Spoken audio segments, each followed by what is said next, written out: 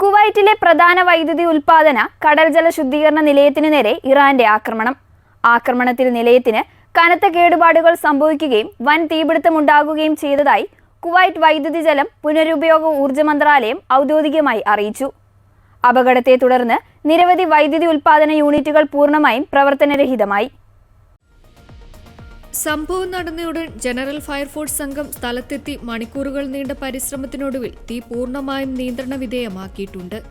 ഇതിനു പിന്നാലെ മന്ത്രാലയത്തിന്റെ സാങ്കേതിക വിദഗ്ധരും അടിയന്തര പ്രതികരണ സംഘവും സ്ഥലത്തെത്തി സുരക്ഷാ വിലയിരുത്തലുകൾ നടത്തി. തകരാറിലായ വൈദ്യുതി ഉൽപ്പാദന യൂണിറ്റുകൾ എത്രയും വേഗം പ്രവർത്തനക്ഷമമാക്കാനുള്ള തീവ്ര പരിശ്രമത്തിലാണ് അധികൃതർ. രാജ്യത്തെ വൈദ്യുതി ശൃംഖലയുടെ സ്ഥിരത ഉറപ്പാക്കാനും ജനങ്ങൾക്ക് വൈദ്യുതി ജലവിതരണത്തിൽ തടസ്സമുണ്ടാകാതിരിക്കാനും എഞ്ചിനീയർമാരും അടിയന്തര വിഭാഗവും രാവും പകലും ഒരുപോലെ രംഗത്തുണ്ടെന്ന് മന്ത്രാലയം വ്യക്തമാക്കി. നിലവിലെ അസാധാരണ സാഹചര്യവും പ്രതിസന്ധിയും കണക്കിലെടുത്ത് വൈദ്യുതി ഉപയോഗം പരമാവധി കുറയ്ക്കണമെന്ന് മന്ത്രാലയം പൊതുജനങ്ങളോട് അഭ്യർത്ഥിച്ചിട്ടുണ്ട്. ഈ ഘട്ടത്തിൽ വൈദ്യുതി സംരക്ഷിക്കുന്നത് ദേശീയ ഗ്രിഡിന്റെ തകർച്ച ഒഴിവാക്കാനും അറ്റകുറ്റപ്പണികൾ വേഗത്തിലാക്കാനും സഹായിക്കും. സംഭവവുമായി ബന്ധപ്പെട്ട തുടർന്നുള്ള ഔദ്യോഗിക വിവരങ്ങൾ മന്ത്രാലയത്തിന്റെ മാധ്യമങ്ങളിലൂടെ യഥാസമയം അറിയിക്കുമെന്നും പ്രസ്താവനയിൽ വ്യക്തമാക്കി.